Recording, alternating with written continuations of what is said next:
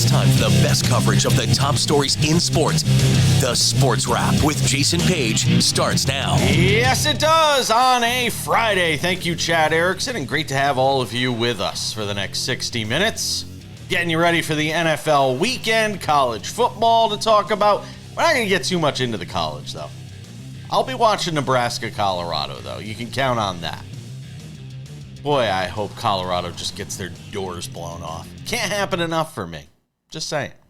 Anyway, a lot to get to over the next 60 minutes. Tino Patino, it's a NASCAR Friday. He will stop by. We'll get his thoughts on the start of the playoffs. Playoffs? Yes, NASCAR has playoffs. 16 drivers remain in the chase here at the end of the season. There's other drivers, but only 16 matter.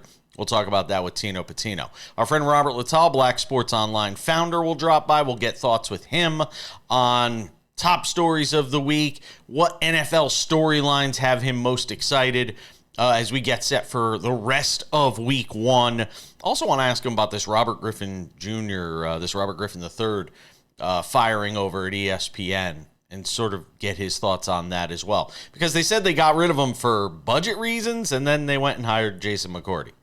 A little strange. Anyway, we'll talk about that with Robert Littal a little later on in the show, but we start things out in the NFL. Sam Yarnell is here, ladies and gentlemen.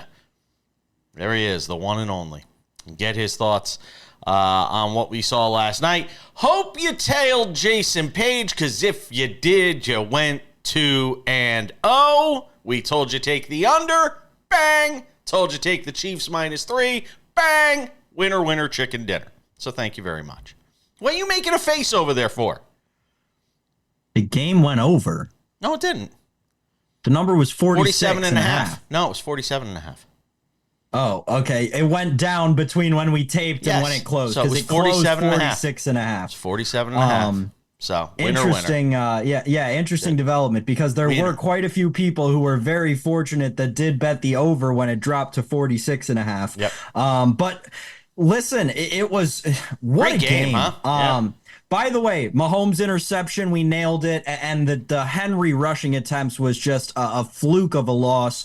Definitely should have gotten that, and I think that game obviously should have gone to overtime, and in overtime it was a given. They would have handed the ball off to Derrick Henry 2 more times. Yeah, can we also say this, though? There should have been a line on, will Lamar Jackson make a play in this game or not make a play in this game that winds up determining the outcome of the game? If you had that one, you would have won as well. Because as usual, in a moment where Lamar Jackson has a chance to win a game, he doesn't do so.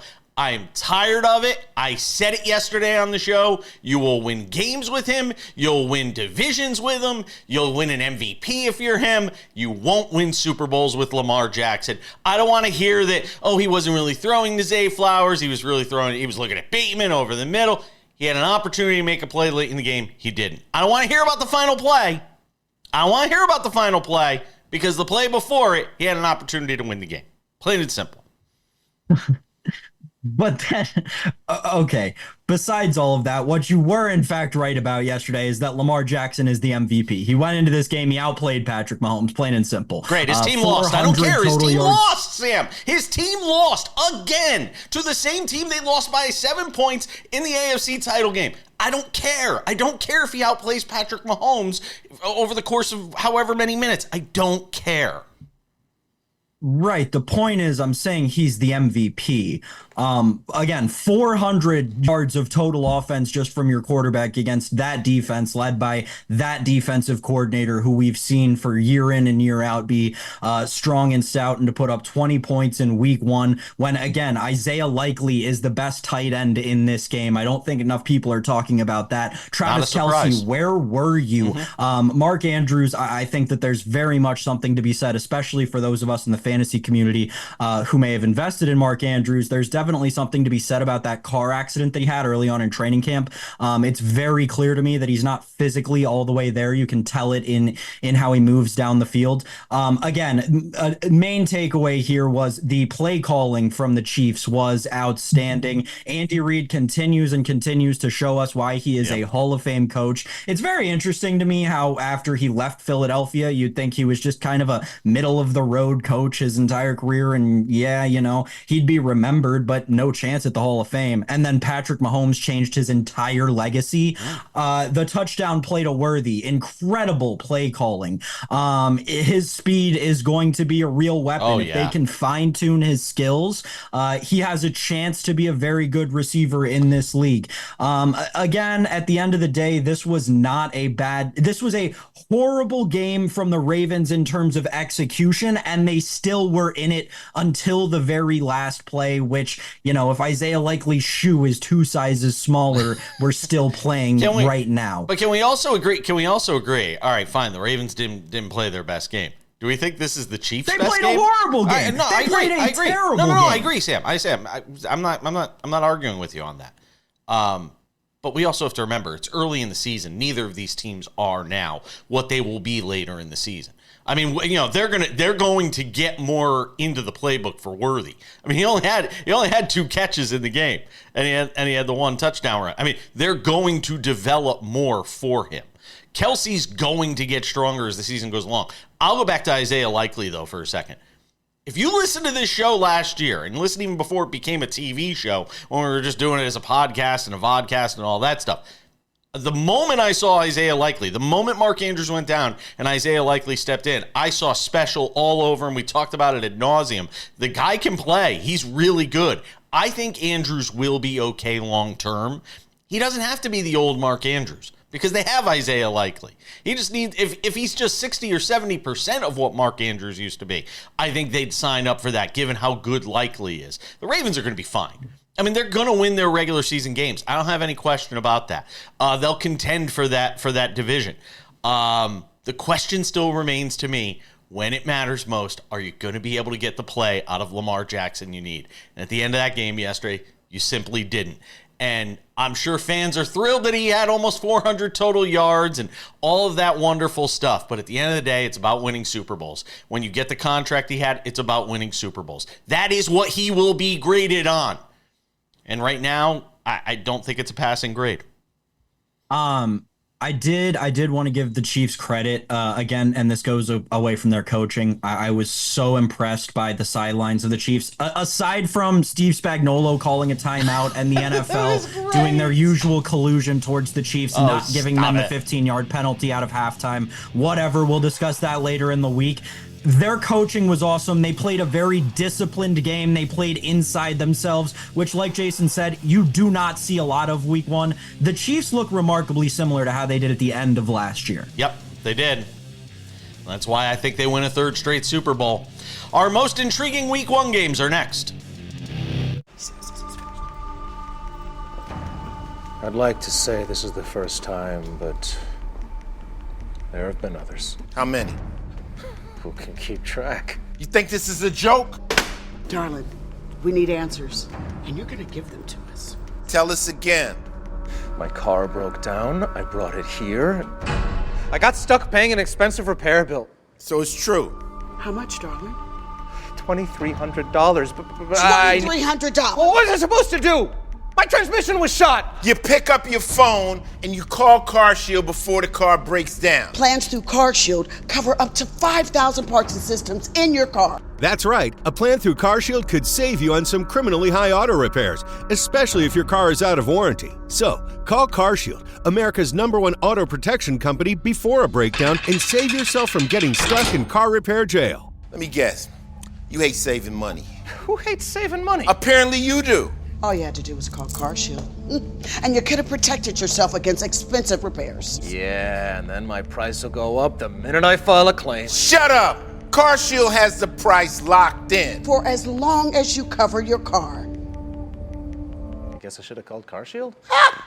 It's about time you said something that made sense. Now you know what you need to do next time. Bet he'll call CarShield now.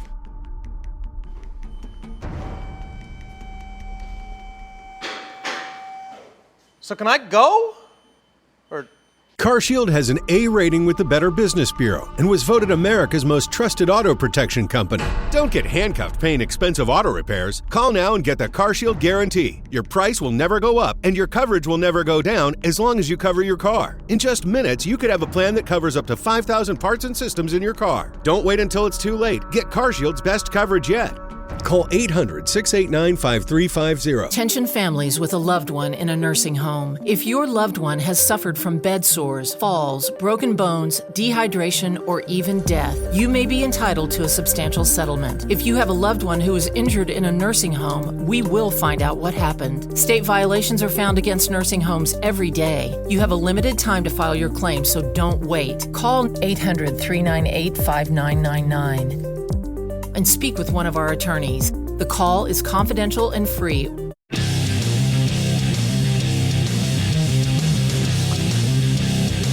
We keep it moving on this Friday edition of the show. Our friend Robert Littal, Black Sports Online, joins us coming up in 10 minutes. Get some thoughts with him on the storylines leading into this 2024 NFL campaign. Tino Patino in 20 minutes. Get some thoughts with him on the NASCAR postseason getting started this weekend. But we welcome back in Sam Yarnell to talk about the most intriguing matchup for us in week 1 of the NFL season, Sam. The most intriguing matchup, the one that you're most anxious to watch. There are a lot of good games in week 1, but I want to know from you the one that you have your eye on the most and why. Jason, we're going to head to the AFC South. Okay, let's head to the AFC South. A division that South. I think often in the grand landscape of the AFC these days may be the forgotten one. We talk about the beasts of the AFC North, how that could be a 4 playoff contending team division. The competition we expect in the AFC West, the dominance of the Super Bowl champions, 2-time reigning defending in the AFC West. The AFC South is one that we forget about a lot, and a lot of narratives are going to come out of this division this year. You've got Trevor Lawrence and the fallout that we've seen after 2 back-to-back letdown ends of the season for him in Jacksonville, practically playing his team out of the playoffs. You've Anthony Richardson coming back. Let's not forget Jonathan Taylor was a top 5 back in the league as recently as 2 seasons ago. Now they get a dual threat quarterback back who in his short time healthy last year looked like he had top 10 potential. And then the reigning defending division champion. We don't need to mention the Titans. The reigning defending division champions. Your Houston Texans, who viewers and listeners of this program cash 4-1 tickets with us on from mid-season for them to win the division. I believe it was plus 440. This game between the Texans and the Colts this weekend is my lock-in, gotta-watch game of the week for so many reasons that I just outlined. You've got Anthony Richardson coming back. Is Michael Pittman really going to establish himself as that guy out wide this year? And is Josh Downs going to be a viable number 2 option in that passing offense? We know that they're weaker at tight end as a team. It feels like they're going to run kind of a dual threat of tight ends. I know one of their tight ends, his name is eluding me right now, but he's this human specimen. He's a massive guy who just doesn't have all the necessary hands, but great blocking. I'm excited to see what Jonathan Taylor can come back and do, and I do truly believe in Anthony Richardson, if he can stay healthy, can be right around that top 10 quarterback this year in the NFL. On the other side of the ball, obviously the narratives write themselves for the Houston Texans. CJ Stroud coming into his second year after an offensive rookie of the year caliber campaign in his first. You've got Tank Dell coming back off of the injury that I mentioned yesterday on the show. I am so high on Tank Dell this year. I think he has been completely forgotten in this offense, and people totally do not remember how much CJ Stroud loved to get the ball to Tank Dell last year when they were both healthy. That is practically what powered them to the division championship. And Jason, the addition of Stephon Diggs just creates narratives in and of itself. Give me the Texans and the Colts. I'm locked in on Sunday afternoon. Mine might surprise you. Maybe it won't. The game I am most intrigued by involves 2 teams that may not be very good this year, or maybe they will. I'm interested to see how this Giants defensive line sort of matches up with the Vikings offensive line. Giants and Vikings have storylines to me. Daniel Jones. Are we getting Daniel Jones 2022? Are we getting Daniel Jones 2023? What happens with Daniel Jones this year could very well dictate what the next 3 to 5 years looks like for the Giants in terms of overhauling that franchise and making a change at quarterback after this year. For the Vikings, to me, it's kind of interesting. We all know that, J.J. McCarthy was the guy that was supposed to be the starting quarterback this year. And then it winds up he gets hurt. And now you've got Sam Darnold. Some people might rather have Sam Yarnell. Sam Darnold is your starting quarterback this year. What does that mean for Justin Jefferson? What does it mean for Justin Jefferson's numbers for fantasy owners? Also, take note of this. The line on this game when it opened was Giants -1.5. There has been a 3-point move on this line to +1.5. I love the Giants at home. Hint, hint, for Paige's picks coming up a little later on. By the way, unofficially 1-0 with our pick last night on the Chiefs. I just wanted to just kind of slide that in there for you. You can marinate in that. But the Giants getting 1.5 at home. If you know anything about Jason Page, you know how we love home underdogs. Love the Giants. But yeah, I'm kind of curious to see what this Giants team winds up looking like. They overachieved in 2022. Obviously, big disappointment last year with Jones not being able to stay on the field and stay healthy, and obviously everything that meant. Saquon Barkley obviously departing. The Giants and Vikings, to me, is an interesting storyline for week 1. Don't get me wrong. There are better games. There are games of greater consequence. I mean, the game tonight, Packers and Eagles will obviously be very telling. The Bears and the debut of Caleb Williams. The Falcons and the Steelers, two teams kind of on the precipice one way or another. But to me, the Giants and Vikings, for different reasons, has some intrigue to me. I hear you. I obviously the lack of J.J. McCarthy drives you away from this game, but Sam Darnold returning to MetLife Stadium in the visitors' locker room, hey, it's a great storyline, Jason. I totally understand it. You said that there are better games on the slate. I think that there are talent-wise, probably every single one of them. Oh, come on. Panthers and Saints? Come on, Panthers and Saints? I mean, Jason, I will give you this honor. You hinted at it. I will hint at it as well. This game is involved in my Page versus the Prince picks. Ooh. Wow. See? So you had enough interest in it to throw it into your picks, if that's what you want to call it. Betting interest. We'll talk about it when we get there. We'll talk about it. Hey, Sunday Night Football is going to be awesome. Matthew Stafford against his old team again. Jared Goff back playing the Rams. I'm excited for that one. I think that's going to be an electric factory as well. Matt Stafford back in Detroit. Kelly Stafford not going to be there. Doesn't want her kids to get booed. Okay. Robert Littal, Black Sports Online, stops by. Sam will be back in 20. We'll talk to Tino Patino coming up in a few minutes as well. Sports Wrap on a Friday. Don't go anywhere.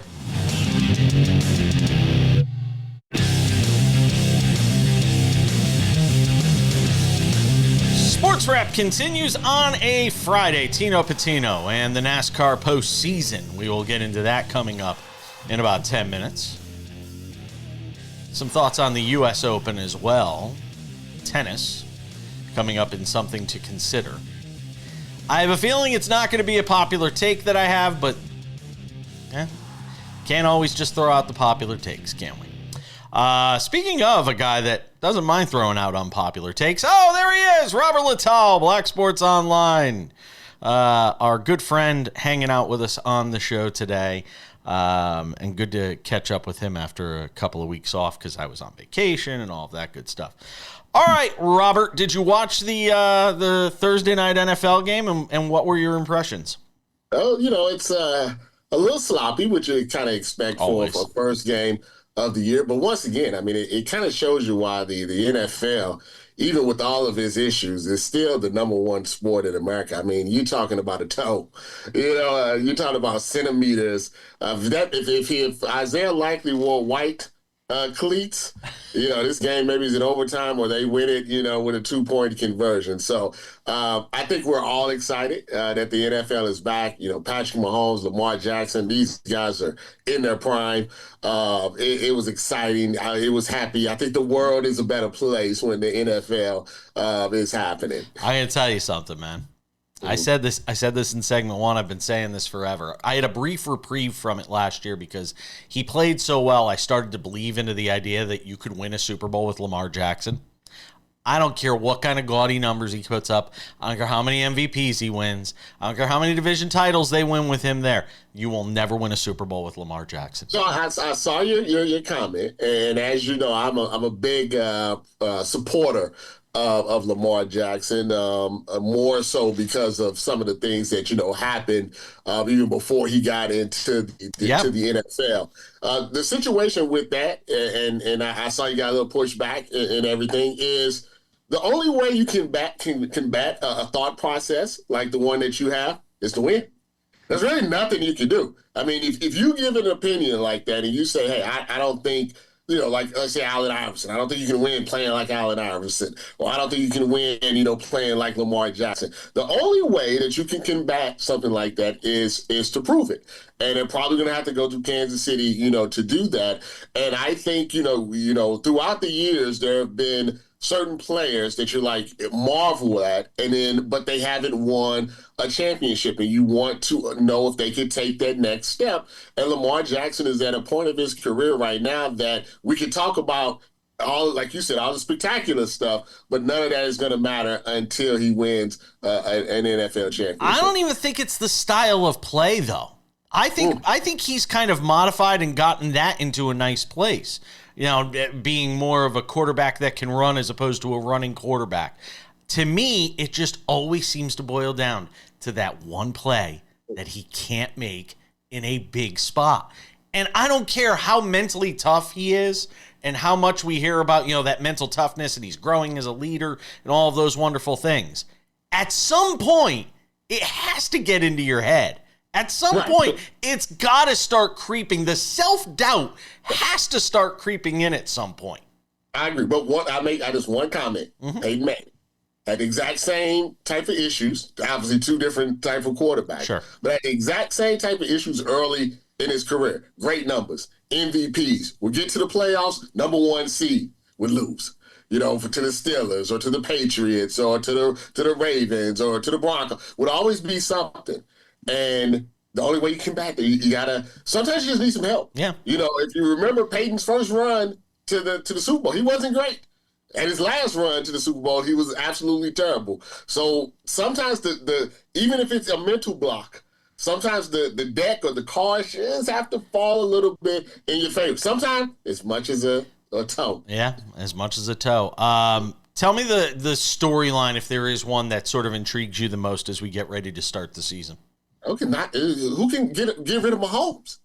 I mean, this is like prime Mike Tyson. This is Floyd Mayweather, right now. This is just, this is Brady, and this is the Patriots in his prime. This is, Montana 49ers. When you get one of them, Jordan. It's funny you bring up the boxing reference. Yeah. I'll say it's more like Floyd Mayweather, because Mike Tyson used to just blow you away. Mike Tyson used to just obliterate you. Yeah. Patrick Mahomes isn't that. He is more Floyd Mayweather than Mike Tyson in that regard because he does everything so well. It isn't necessarily the biggest arm. It isn't necessarily the fastest guy when he gets into open space. It isn't necessarily, he's not Cam Newton looking like Superman. He's just great at everything. You know what I mean? Frustrating. Oh, yeah. It's always frustrating to get hit by, death by 1,000 cuts than one, blunt forced trauma. Yeah. No, it certainly is. And I wonder if there's anybody that can vanquish the Chiefs. I picked them to win a 3rd straight Super Bowl. I think they will. I wanted to ask you about this because you're plugged into the media stuff too. While I was on our cruise, I saw that Robert Griffin III got let go by ESPN. I think Sam Ponder did as well, right? If I'm not mistaken. That's correct. But in the case of RG3, it kind of took people by surprise. And the reason given ultimately by ESPN was budget cuts. But then you go and hire Jason McCourty. And I'm sitting here scratching my head going, something doesn't add up. I don't think it adds up to you either. Yeah, it doesn't make any sense. I mean, RG3 was still on his first contract with ESPN, so it wasn't like he was making Stephen A. Smith money or anything like that. The college football season was literally a week away, and he and Mark Jones are one of the more popular tandems that does college football. He's extremely popular on social media. He's pretty much unproblematic. He doesn't have any issues. He's not really controversial in his takes or anything like that. I mean, he has opinions, but they're always kind of like a Mr. Rogers way of telling them. And to me, I don't know if his personality, rubbed some people the wrong way, or they felt he was getting too big for his britches, or he was asking for too much money, maybe on an extension. And they felt Jason McCourty was maybe a little less, strong in the things that he has to say, falls maybe more in line with the ESPN product now. But if you listen to RG3 and some of the interviews that he's done since then, he seems surprised by it. And he also, there's a report that he was a little concerned that Jason McCourty was hired right after him, and that maybe there was something going on behind the scenes to get him out of there that he didn't know about. I'm a little surprised that more information, hasn't, come out, because like you said, if his budget cuts, that's just sound like something that you say when you don't want somebody around. Oh yeah. I've been the victim of budget cuts. Yeah, they just didn't want me anymore. Robert Littal, Black Sports Online founder. Good to talk to you again. Let's do it again next week, all right? All right, appreciate you. Have a great weekend. We're coming back with more Sports Wrap. Tino Patino talks NASCAR.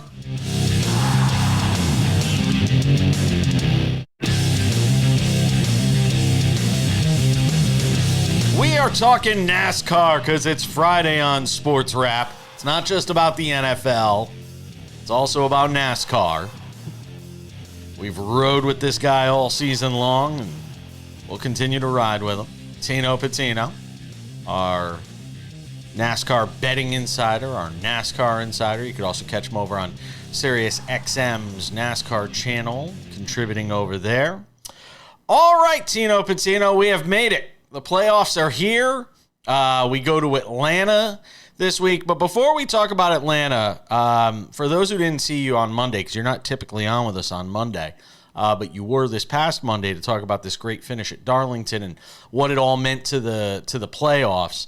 As we've had kind of a few days to sit in it, what stands out most to you from the finish we saw in Darlington? What stands out most to me is the fact that Chase Briscoe was able to perform a career best result from that. I mean, he's won races before, won a race at Phoenix earlier in his career in 2022, but just the fact that he was able to go 3 wide, passing drivers like Kyle Larson and Ross Chastain, and then obviously holding off Kyle Busch, one of the greatest drivers the sport's ever seen, to make the NASCAR playoffs. That is something that I look at to be defining for him because of that moment, and it was a great way for him to get into the playoffs. But keep in mind, his team in Stewart-Haas Racing is closing down after this year. So Chase Briscoe is moving to Joe Gibbs Racing, and he has a ride secured. But what's important about that is he's the only car in there with their team in the playoffs. So they can use all their resources, every single thing they have left, to try to make it all the way to the end to the championship and have one final push at winning it all. Yeah, and look, it was a great finish, and obviously, Chase Briscoe getting in meant some other guys did not get in. Obviously, our guy Bubba Wallace that we talked about so much throughout the season, he came up just short. And now we start the playoffs. And there's one question I want to ask you. It's one of the things that intrigues me about NASCAR's playoffs, is that you have the 16 best drivers that are in the playoffs. But then there's all these other drivers that are still out there racing, even though they're not in the playoffs. Explain for the layperson like me, the NASCAR novice. I'm getting more into it, and I've watched every race this year pretty much, as you know, by some of my text messages that you probably are annoyed with during the race. You're got to be by this point. But tell me, how does it work for those drivers? Do they have to be less aggressive? Do they have to cede to the drivers that are in the playoffs? Is it just sort of an unspoken rule? How does that work? Well, it's still racing, right? And I think that's the biggest thing to note is when we compare this to an NFL game, right? NFL season starting up, it's head to head, two teams going one-on-one and battling. Well, now you will have that in certain instances in the NASCAR playoffs, except that they're 16 drivers all battling it out. Then it goes to 12 to 8 to 4. But even in the championship, like you mentioned, there's still everyone else racing around them, and that's what makes the championship, the playoffs, and this sport so exciting for me to see because, yeah, I'm a fan of the NFL and all the other stick and ball sports, but to be able to race and have this playoff format running around the other drivers they may be less aggressive if they're running next to a playoff driver, but if that playoff driver is on a different team than they are, for instance, like Fords aren't going to work with Toyotas, and Chris Buescher and Brad Keselowski are going to help each other out, Buescher not in the playoffs, Brad is. They're going to try to help the 17 car gain any resources they can to give to the 6 throughout this season. And we talked about Chase Briscoe, right? Well, his teammates, specifically Noah Gragson, he is using different setups in the car, trying to test out different things and to get more data. And it's the same setups that we'll be having on the 14 car for Chase Briscoe. So they're using all the resources they can to try to make these cars better with the help from their teammates. I think from that aspect, that's one way we'll see, racing differ within the teammates is within the playoffs and everything like that. But aside from that, it's the race within the race. You got guys still trying to win races. There are drivers that aren't in the playoffs that will win races throughout this playoff round. Give me some thoughts on Atlanta. It's never been in the playoff rotation. Now it does find itself in the playoff rotation. Daniel Suarez finds himself in the playoffs after a win in Atlanta. A thrilling finish there. Give me some idea as to the idea of Atlanta being in the playoff rotation for the first time. Well, to me, when I think about Atlanta being now the first race in the playoffs as well, so early on where everyone still is, you have all 16 drivers. It's not cut down to 12 or 8 or 4 right now. Now we have everyone who's in the playoffs all at one time. When I think of Atlanta, I think of opportunity. And here's why. There's some drivers that need to be aggressive in order to make it to the next round. We're looking at guys like Martin Truex Jr., Ty Gibbs below the cut line. I think everyone, even like 8th place, Brad Keselowski, he's only +3 from the cut line. Then you have Chase Elliott in 7th, +9. I would say no one is safe from, this super speedway race in Atlanta. But with Brad Keselowski, I think that's the threshold. From him down, from 8th to 16th in the playoffs, those are the drivers that are going to have to be aggressive in this round. They're going to have to come out and control their own destiny. For a guy like Brad or even Austin Cindric to win this race, Austin Cindric is 22-1 on some sports books, and that's great value because he's going to have to be aggressive at this track if he wants to move on to the next round. And another thing, too, that's important to note, although this is a super speedway race, it doesn't really race the same way in terms of unpredictability like Talladega and like Daytona. Our last 5 races here, we've seen drivers win who are championship 4 contenders. Yes, Daniel Suarez was a sort of underdog victory there, but William Byron, Joey Logano, Chase Elliott all won this race in top tier equipment. Give me your pick real quick. We only got about 20 seconds. Who do you like? So I mentioned Austin Cindric. I'm really high on the Fords. Ryan Blaney's another one. He's one of the favorites in this one. Brad Keselowski, 12-1. Kyle Busch has 3 straight top 10s at this track, so he's another one to keep an eye on. But for my long shot, it's going to be Austin Cindric, 22-1 in this one. And hey, if we talked about Bubba, no pressure anymore for him. 30-1 for Bubba to try to get it done this time. Tino, always appreciate it, my friend. We'll see you next week. Thanks. Let's go racing in Atlanta.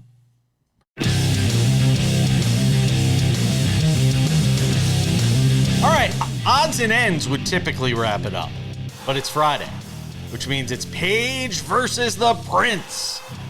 The battle for pick supremacy begins. That's coming up. But first, something to consider, Sam Yarnell. Something to consider the real fan favorite when it came down to the final 4 Americans that were remaining in the U.S. Open going into action on Thursday night. This won't be a popular opinion. This won't be something that people rush to support me on. But hear me out on it for a second. Going into last night, we had 4 Americans remaining. 2 on the women's side and 2 on the men's side. The 2 on the men's side are actually going to square off against each other on Friday night, in Frances Tiafoe and Taylor Fritz. I'll get to them in a second. But on the women's side, you had Emma Navarro squaring off against Arina Sabalenka yesterday. And by the way, Sabalenka's just a beast. I'll just say this real quick on her. If everybody's playing their best tennis on the women's side, nobody beats Arina Sabalenka. Like, ever. Like, she's that kind of good. Her forehand speed is that of, like, men's players. Like, she hits a harder forehand than Carlos Alcaraz on average. To just give you some sense of her power. Now, she doesn't have the top spin and the spin rate and all that stuff is a little different. But just in terms of how hard she hits the tennis ball, she is amazing. I don't think anybody's beaten her. That includes Jessica Pegula, who I'll get to in a second. I don't even think she gets a set. If you recall, yesterday or the day before, I said I didn't think Emma Navarro would get a set off of Arina Sabalenka. She did not. And she played her A game, and she couldn't get a set off of Arina Sabalenka. Now, put that aside for a second. It's easy to sit here and say, as Americans, we should be rooting for the American players. I root for stories. I root for something that motivates me, inspires me, captures my imagination. There's something to be said for the fact that the 2 women playing on the in the semifinals, one is the daughter of the guy who owns Credit One, which she's basically heiress to a fortune, and the other is Jessica Pegula, who, if you don't know, is the daughter of the owner of the Buffalo Bills, as Sam very well knows, and the Pegula family, and that fortune that she's going to inherit. There's something to be said for somebody like a Frances Tiafoe, who comes from very little, who comes from meager, humble beginnings, and is out there playing to kill what eat what he kills, essentially. Taylor Fritz came from the family that owned the department store that one day merged with Macy's, and, his family was involved in tennis. There's something to be said, again, for lack of a better phrase, there's something to be said for having a rooting interest in underdog stories.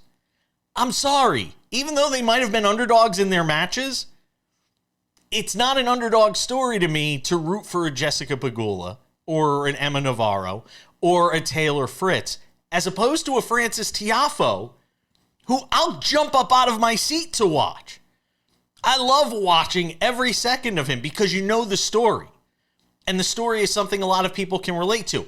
You can't relate to Jessica Pegula, Emma Navarro, or Taylor Fritz because none of us are in that position. It's not to say I'm rooting against them. I have zero animus against them whatsoever. I'm just saying when you talk about stories and captivating the imagination of American sports fans, Tiafoe does that more than the former.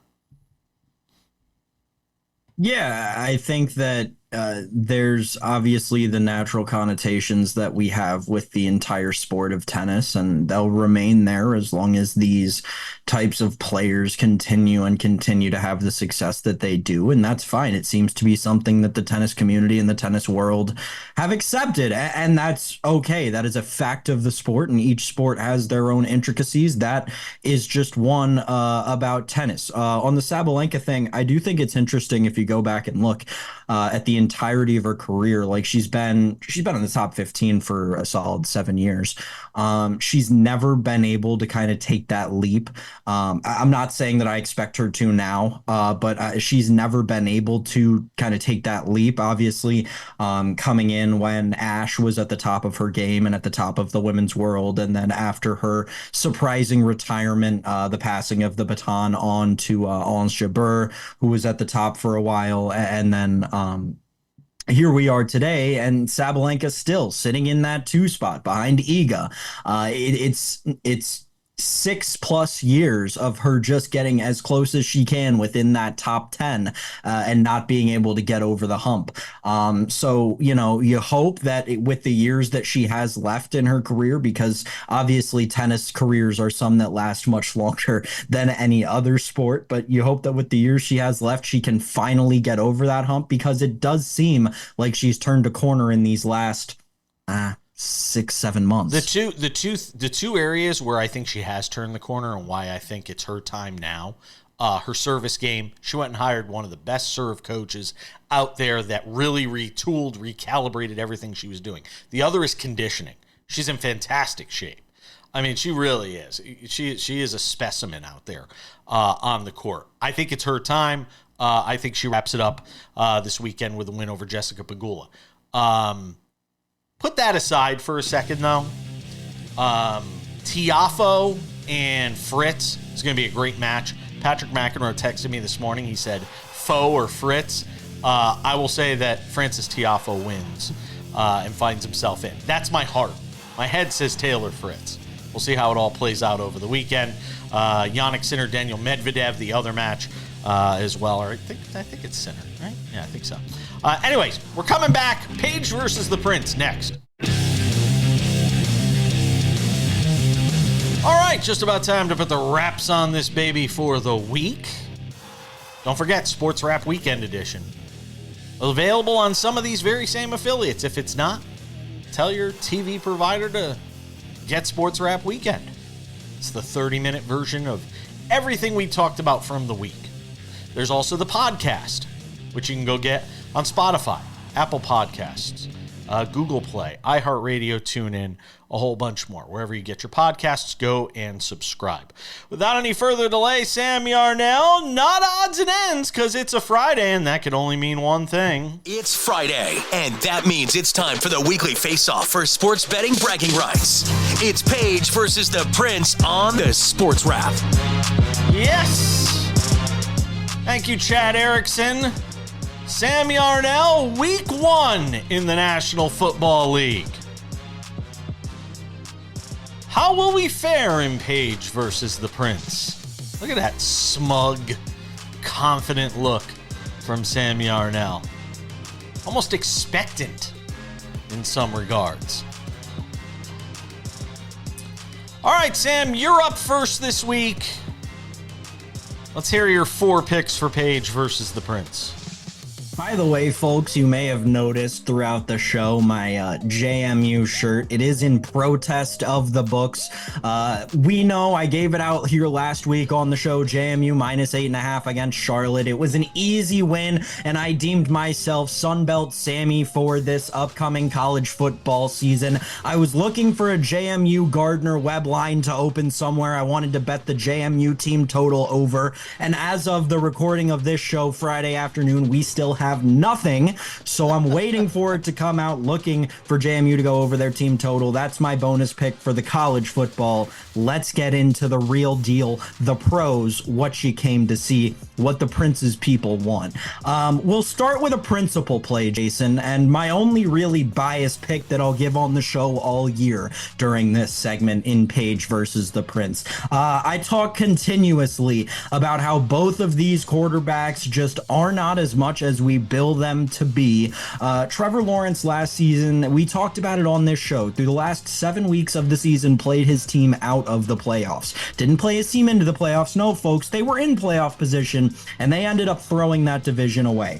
I do not trust the Jaguars offense to get a hot start. Gabe Davis is their big addition this offseason, but what does Gabe Davis do, folks? He's the best receiver in the league once a month. And that's not going to be in week 1. It's going to take him a while to get going. I think the same is going to be true for this Dolphins offense. I do think the Dolphins will win this game and score a decent amount of points, but I don't think that either team will score a huge amount. We're going to keep this game under the high total, 49 points. I like that we're getting the round key number there as well. So we'll go under the 49 in Dolphins Jags as my first play. Again, a principal play.